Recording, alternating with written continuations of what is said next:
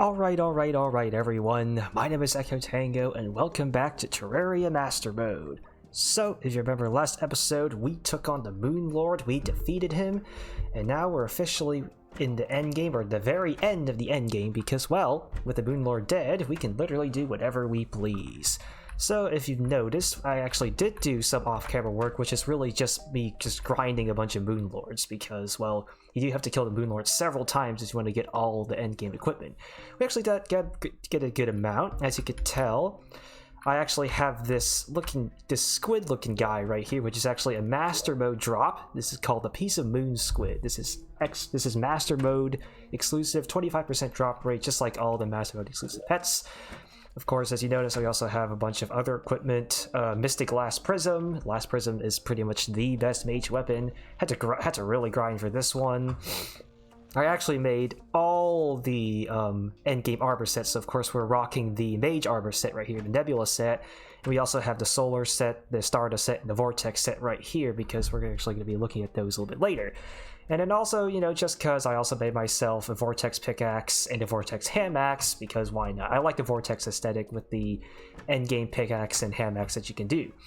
So I just thought that, and also, but what I've been really grinding for is actually all the endgame stuff to make something called the Zenith, which is a very, very powerful endgame sword. It's pretty much the best sword in the game, just added in 1.4. And I also got a Celebration Mk2, which is the upgrade to the Celebration. So if you guys remember from before 1.4, the Moon Lord used to drop a launcher called the Celebration, but it was really underpowered. So now I believe the Party Girl sells the Celebration, and now the Moon Lord drops the so-called Celebration Mk2, which is supposed to be so much better.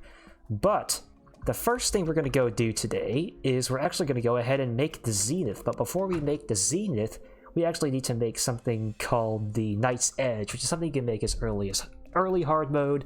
We just never really got around to do it because I never rocked a melee setup. So let's go ahead and we'll make that Knight's Edge.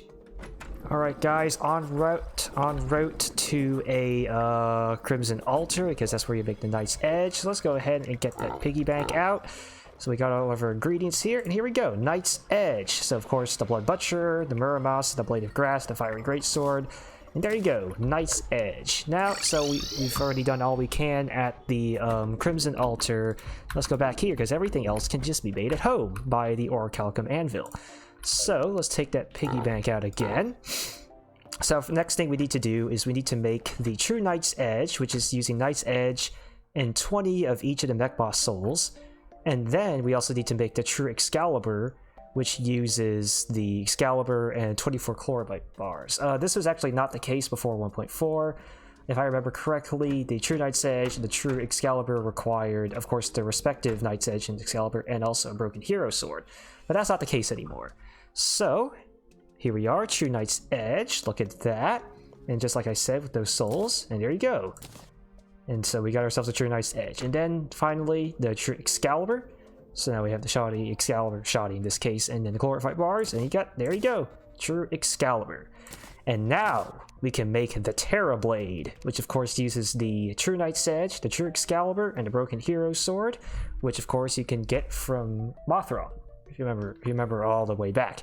So now we got the Terra Blade, and that is pretty awesome. Now we actually have all the swords to make the Zenith. Look at that. So in addition to the Terra Blade that we just made, we also have the Meow Mirror, which is dropped from Moon Lord, Star Wrath, which is dropped from the Moon Lord, Influx Waver, which is a drop from the Martian Saucer, Horseman's Blade, which is dropped from the Pumpkin, Seedler, which is dropped from Plantera, Star Fury, which you can find in Sky Chests or Sky Crates if you fish them, Beekeeper, which is dropped from the Queen Bee, Enchanted Sword, which you can find in Enchanted Sword Shrine if you know where to look. And finally, the very first weapon you've ever got in the game, the Copper Short Sword. All of this is used to make the Zenith. Unfortunately, it is sluggish, so I'm going to have to reforge that. And there you go, guys. That is the ultimate weapon of the game. Let me just do a little quick demonstration. Basically, it just swings out all these swords towards your cursor with pretty much the range of your cursor. And with all those sweeps, those arcs, it can do a lot of damage. Also, I also do notice that with the sweeping and the arcing, I actually get to see every sword used to make the Zenith, in addition to the Zenith itself. So I thought that's actually really, really cool. What a way to make an endgame weapon, guys. That is pretty epic. But anyways, it is nighttime, and I would like to definitely be able to rock out these endgame setups against maybe a few bosses or maybe a few events. And I actually want to save the Zenith as last. So instead, we're actually going to go ahead, take this Mage setup, and use it against the mech bosses, because why not? Especially in the Mecha Mayhem, so all 3 mech bosses at once. So I'm going to go ahead and meet you guys over at the arena now. Alright, here we are at the arena, looking beautiful as ever, especially with the Moonlord defeated. And so let me just go ahead and show you that Mage setup really quickly. So we got the Nebula armor, we got, of course, the Celestial Emblem, the Arcane Flower, the Charm of Myths, just like we've always had. So a lot of this shouldn't be new. Let me just get rid of this gravestone first. I brought some potions just in case things get out of hand, so we're just going to let that in. And then here we go. Let's see what this offers. So, Twins, Skeletron Prime, Destroyer. Yeah, I think I got them all. And then let's take a look and see how this goes with the Last Prism. And I think I already destroyed the Destroyer, huh? Look at that, guys. Look at that. And now we have to take care of these other guys. Twins and all that. And just let that mana recharge up. Ooh, well, look at, well, Retinazer's dead. Skeletron's doing pretty okay, but his arms are almost dead. Ooh, Spasmatism is still up, but he's about to be dead. And look at there you go. Pretty easy if I don't say so myself, especially with the endgame equipment that we have. And of course, we have all the treasure bags. Wait, where are the other treasure bags? Oh, there's one. I didn't get all of them. Where's the other one? I got Twin, Skeletron Prime. Oh, Destroyer's down here. Okay. So that's pretty cool. So pretty easy, quick fight, of course, with the Last Prism, because the Last Prism is always epic. Also, I did bring along my Ranger setup and my Melee setup, but I'm actually saving the Melee setup for something else. So let's go ahead and rock that Ranger setup, as well as a Sniper Scope and a Celestial Shell, because those are always really good stuff for the Rangers, right? And then also, oh, I forgot to equip my Celebration Mk2, because we're actually going to go ahead and give this thing a try. I never really actually got to use this significantly, but being the most overpowered endgame ranged weapon, I really want to see how this thing goes. So let's go ahead and summon these bad boys again.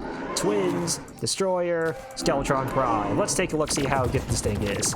So yeah, Celebration Mk2 uses rockets. Of course, we all know this. Man, this thing, holy cow. How badly can we wreck this Destroyer? And I'm just going all over him. Look at that, guys. I'm taking down these Destroyer probes. Oh, one of the twins is already dead. Destroyer's dead. Skeletron is almost dead, but he will be dead very soon, and he is dead. Look at that, guys. Man. Celebration Mk2, doing just fine. Doing just fine. Alright, so... Oh, I also got a deactivated probe. That's a Destroyer exclusive Master Mode pet. And it looks something like that. It's just a little mini Destroyer. Hey, that's pretty cool, I think. Not as cool as the squid. I forgot what his name was. Piece of Moon Squid. Otherwise known as, I just realized, the Forbidden Calamari. That's pretty cool. So, I just want to go ahead and show you those setups, how effective they are against these bosses. And then, the next thing we're going to do, which is actually probably the last thing we're going to do in this episode, and actually this series, is we're going to take a melee setup, and we're going to use it against the Frost Moon, the dreaded Frost Moon. I want my revenge on that event so bad. So, we're just going to wait around until night ends, and the next night rolls over, and I'll meet you then. Alright guys, it's almost that time to get this party started. I'm rocking the melee setup with the Zenith, the solar armor, as well as a menacing fire gauntlet, and of course a celestial shell, just like with the ranger setup. Let's buff up. Actually, I probably shouldn't have buffed up that early. And let's get this started. Let's see how easily we can take these enemies out now with the Zenith. Oh, guess what, guys? We're already in wave 2. Huh, look at that. Imagine that, guys. Already wave 2. Nutcracker is so dead. All these zombie elves and elf archers are going to die. Also, all enemies get set on fire because of the fire gauntlet. Well, that's our first ever scream coming up, but it is already wave 5. I don't see the ever scream though. Oh, there he is. And he's dead. Now, look at this. So let's take down this other ever scream right here. Oh, he's dead too. And this Santa Mk2 or Sand Tank, we had so much trouble with him earlier. When the first time we fought him, and now he is already dead. There's another one down here. Oh, guess what? He's dead. He's already dead. Can you imagine that? Look at the Krampus. I do need to heal up though. So I should be careful with my heals. But he's already dead, so it doesn't matter. Let's see what else we got.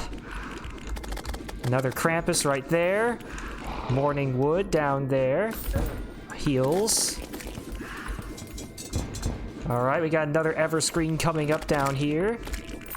He's already dead. That's pretty epic. Santa Mk2. He's got nothing. Yeah, he got nothing. Ooh, look at this. It's already wave 11, and we got our Ice Queen. That's the unfortunate thing last time when I fought the Frost Moon is we never got to see an Ice Queen, and now we're already at wave 11. It's only 9 p.m., and she's already dead. And she also dropped her relic for Master Mode, as well as a Snowman Cannon. Snowman Cannon, I heard, is a pretty good ranged weapon if you're able to get it. Got some Floccos coming up. You do see them around this time. So let's go ahead and take them out as fast as we can. That's wave 11. A lot of these gingerbread men are dead. Ooh, another Ice Queen. And the excitement is only about to begin. Because once we get to wave 15, that's literally all you'll be getting. We got a... What is that guy? A Yeti? I think that's what it's called, a Yeti. Yep, that's a Yeti. He's already dead anyway. And Ice Queen is dead. Look at that. So he's dead. All the Yetis are dead. There's another Ice Queen coming up on my left side. But she will be dead pretty fast. She is getting in some hits though, but she is also dead. Oh, another Ice Queen, and it's already wave 13. I just noticed that. Hey, we are making decent progress, as I expected, with the Zenith and Endgame content.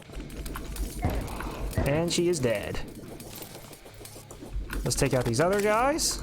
Another Ice Queen. Okay, not bad. She's doing her spinning, which will only increase in frequency as she takes more damage. I'm surprised I'm not getting a whole lot of... Wait, why was that orb? Oh yeah, that's a mage thing. This is a melee setup. Yeah, it looks like we're doing pretty okay. It is wave 14. Dang, I can't see her. Where is she? Also, I am attracting a lot of unwanted attention from harpies. But it doesn't really matter anyway because I can kill him pretty easily. Got some more Yetis. Got another Everscream down here. Actually, 2 of them.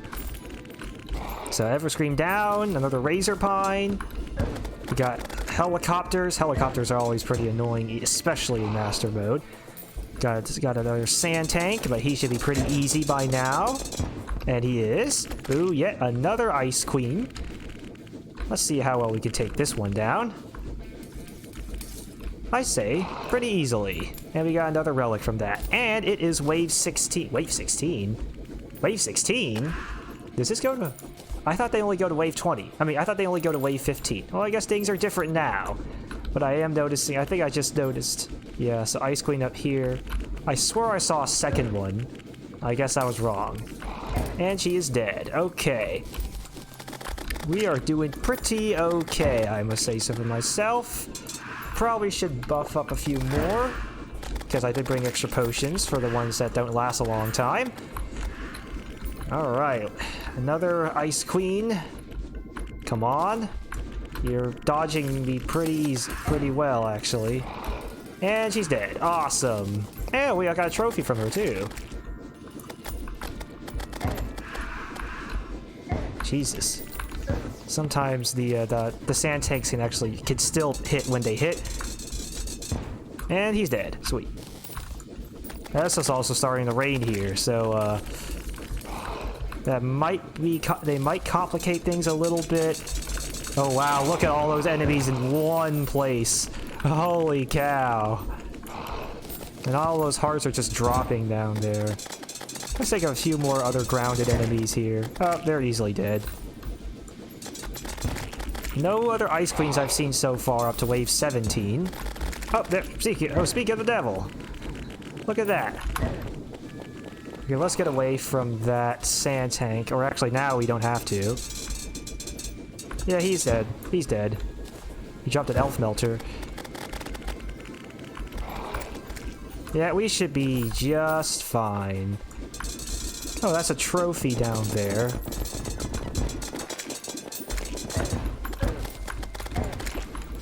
Okay. Ice Queen up here.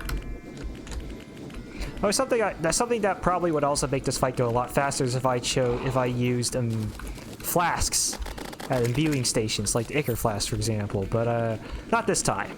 Not this time. Oh, those are present mimics down there, but they just died instantly. Wait, Ice Queen looks like she dropped something interesting. I need to go take a look at what that is. It's probably a pet item, because I also know the mini-bosses drop pet items.